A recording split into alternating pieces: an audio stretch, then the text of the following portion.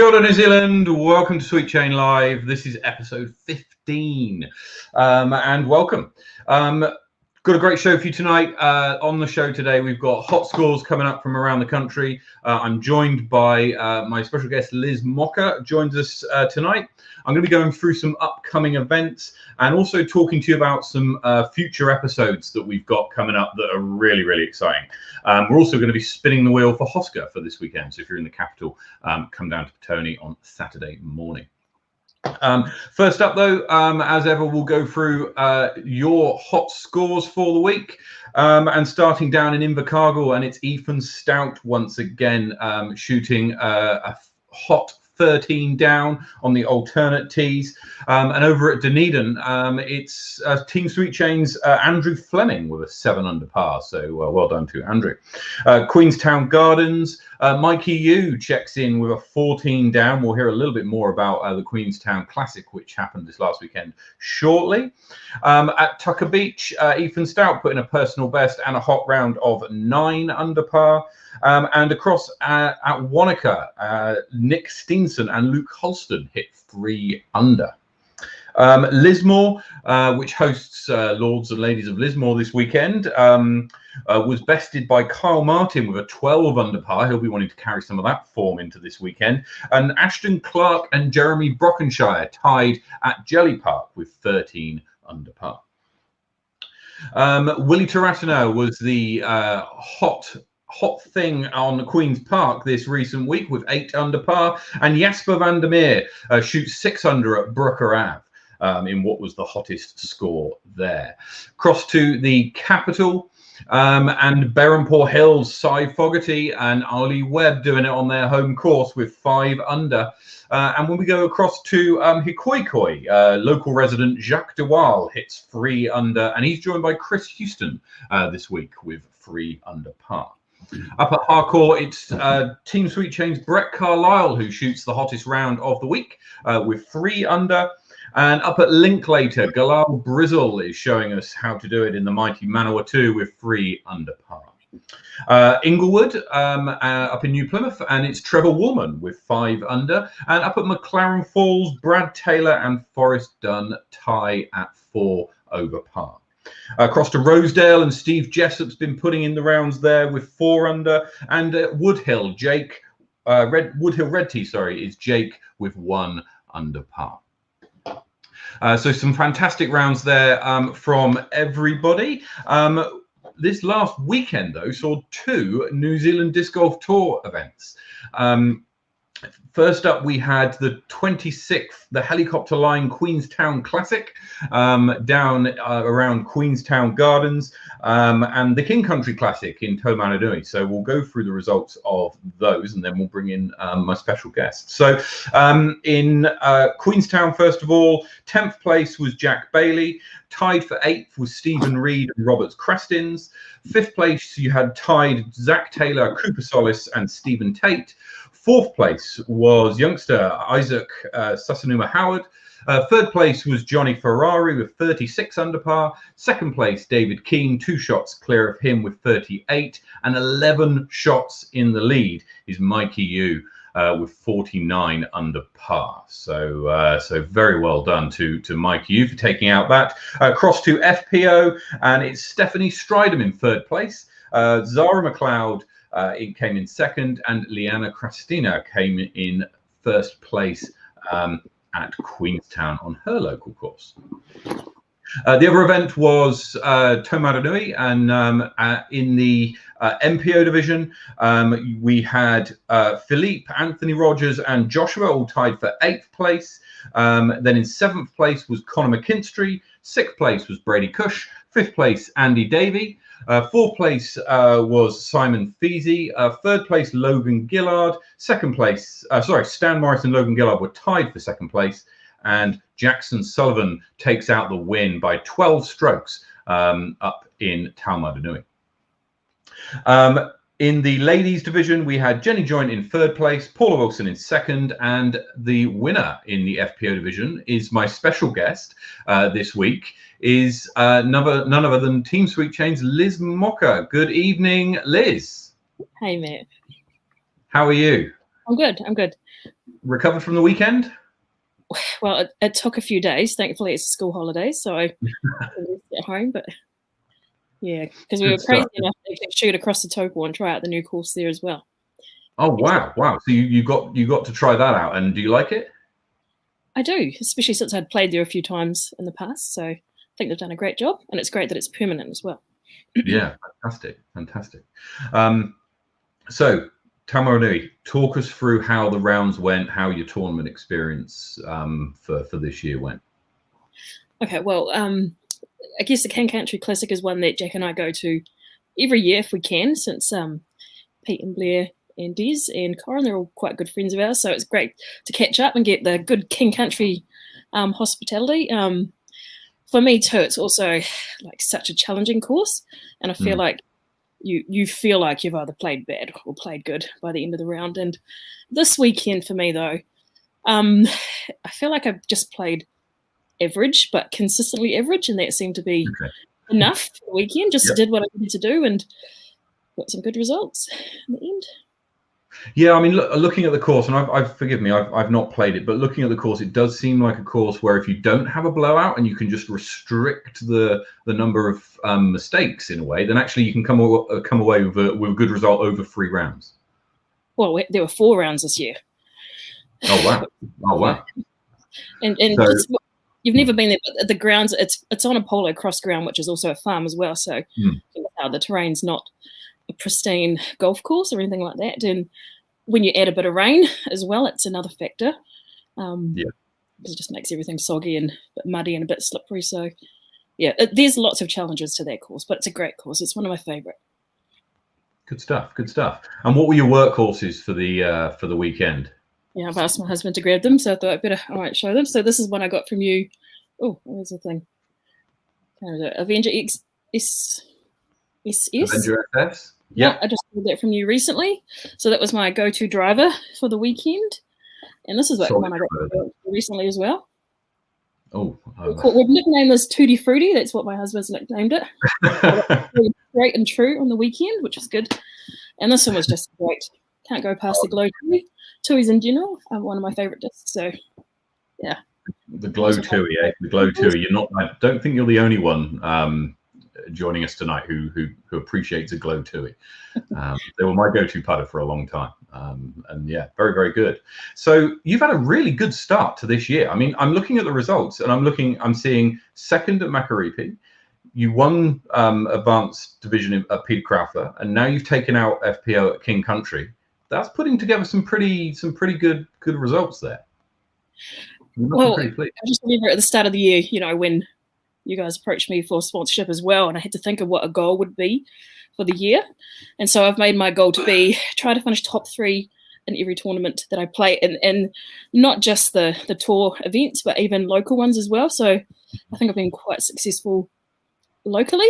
And as we were talking beforehand, just some of the challenges that you guys have been setting at Hikoikoi, like just play with the putter and stuff, have just made me learn to use some of my other discs that I might not have used in the past. So I feel like I'm growing as a player this year. And for me, I guess the hardest part about disc golf is the mental factor, because the physical stuff, it's all muscle memory, but it's getting past if it's wet, it's getting past if it's windy, you've had a bad shot, how do you recover? So for me, I've just been trying to work on being a little bit more mentally tough this year as well. And I've noticed in my tournaments this year that I have a fantastic first round and I slip off a little bit in the others, but just trying to stick close to that, or like you said, stay mistake free if you can as much as possible. That's kind of a goal that I'm trying to battle with as well, especially if I'm leading at the front. I don't know where I heard it, but I think it's it reminded me when you were talking just now that disc golf is 90% mental and the other 10% is mental. It's if you can get your mental game sorted, then you're in a good spot. You're in a great spot. So you've got the Women's Global event coming up in just over a week's time. That's in Wellington, and obviously you'll be involved in Faultline as well as kind of helping to organise. So what other tournaments are you looking at for the rest of the year? What are your plans for the rest of this year? Well, we made the cut for Spa Park, which is great. So we'll be putting them next month as well. I would love to play. Well, he said Faultline, but I would love to play Monty's in Auckland because it's one that we've always wanted to go to. But it just depends on work for me. And if I've kind of heard whispers that match play is in New Plymouth, so probably try and get there possibly this year. And I can't think of any others at the moment, but yeah, I want to play at least 6 tournaments if I can this year. That's my kind of goal. Yeah, fantastic. Well, I have to say thank you so much for joining. I'm so proud to have you as part of Team Sweet Chain, 2-time Ladies Masters Tour champion. Let's see if we can add more to that. You've been playing really well this year. I'll see you this Saturday, likely at Hosker. But Liz, thank you so much for joining us tonight. And yeah, see you soon. Yeah, thanks for having me. No worries. Cheers. Okay, right. Next up, we wanted to talk about some upcoming events. Now, the calendar's pretty full, to be honest. So there's something for everyone on pretty much every weekend coming up. If you're in the capital this Saturday, Hosker is on in the morning at 9:30 at Petone. So come along and join us there. We've got a themed round which will spin the wheel for a little bit later on.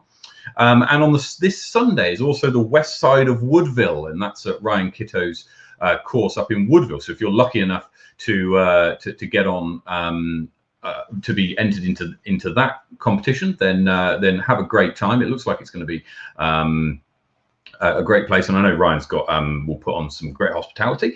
On the same weekend, this weekend is the Lords and Ladies of Lismore at Wanaka. So very best of luck if you're heading out to Wanaka. I think that's played over 2 courses there. That's going to be quite exciting. We will also be seeing if both Mikey Yu and Liana Christina can go 3 out of 3 back-to-back tour victories. We shall see how they get on. The weekend after, really excited for this one, is the Women's Global event. There's one in Auckland, there's one in Wellington. If you want to be involved and you're not yet, then please do. There's still spaces at both events. The players packs for the Wellington event arrived today, and they are super hot. We got some great discs and some other stuff going on in there. And next week, on next week's show, we'll have Charlotte Dunkley and Paula Wilson on the show. We'll be talking to both of them. They're the 2 tournament directors for the Women's Global event, the Auckland and the Wellington leg. We'll be talking to them about the event and a little bit more about what's going on. If you're not able to get to any of those events, then Brook Park Brave is on the same weekend. So that's weekend after next. On the 15th and 16th is Topor. So if you, again, have been lucky enough to get into Topor, events are selling out quickly, and I'll get to one that sold out in record time shortly. Then very best of luck there. And finally, on the 28th, on the weekend of the 28th is the Timaru for those down south. And if you're based in the Wellington or Manawatu area and can get to Waiarapa, then there's a disc golf rodeo set up at a new Henley Lake pop-up course that's going to be an 18-hole pop-up course for the day, which looks a lot of fun as well. So looking forward to future episodes of Sweet Chain Live. Next week, as I said, we've got Paula and Charlotte joining us to talk about the Women's Global event.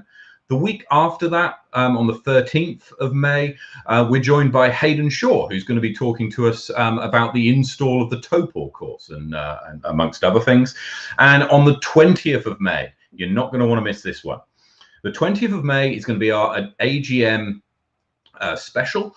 The AGM for New Zealand Disc Golf has been called for the 28th of May. So the 28th of May is a Friday. It's a Zoom call. If you hopefully you got an invite to it. If you're watching this, you're probably a member of New Zealand Disc Golf. So check your emails for the invite to the Zoom link. It's also on the website. And I'll be inviting all of the candidates for the major New Zealand Disc Golf board positions to come on the show on that 20th of May. And we'll talk to them a little bit about what they want to achieve in the position that they're hoping to be voted in for. We'll be going through their manifestos, and we'll be talking to and we're talking to them a little bit more so that it makes it easier for you, the viewer, to make your decision on who to vote for in the week leading up to the AGM. So the online voting for the AGM closes on the 27th. It closes 2 hours before we go live. So that's why we're running it on, we're having our election special on the 20th of May. So lots to look forward to. And if you've got any questions for any of the prospective candidates, then and you want them read out, then please send them through ahead of time, and I'll put them together, and we'll make sure that we get some really good Discord going on for all of the candidates on all the issues which matter to you. This is the one time of year where the New Zealand disc golf community really gets to affect the makeup of New Zealand disc golf and the direction in which it goes. So the idea of that show on the 20th is to give you a better idea of who you want to take New Zealand disc golf forward, and hopefully that will be of some value. Finally, we're going to be spinning the wheel for the for Hoscar this weekend. Now, we had three different choices that people could go for this month. We had doubles, which is regular doubles, best shot doubles. We had bag swap, we had the back nine, and we had all three.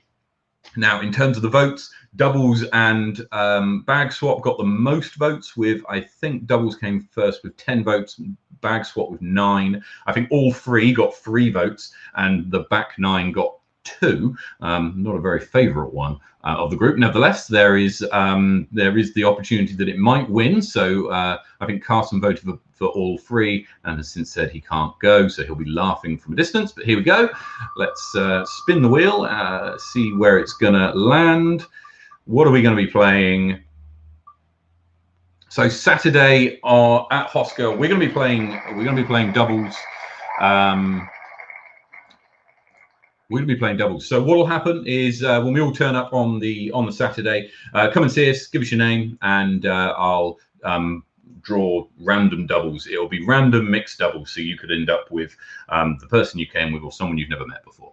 Either way, it's a good opportunity to meet new people, play with people you don't perhaps get to normally, and get to see some different lines being played and have to play from positions you perhaps don't often find yourself up in. So please join us for that. If you're in the capital on Saturday morning, then join us at Hikoikoi, 9:30, and then we'll have we'll also have a championship round after, where Andy Davey will be looking to defend his title, and Liz Moka will be looking to defend hers. That's it from me from this week. We'll see you next week live at 9. Have a great week. See you later.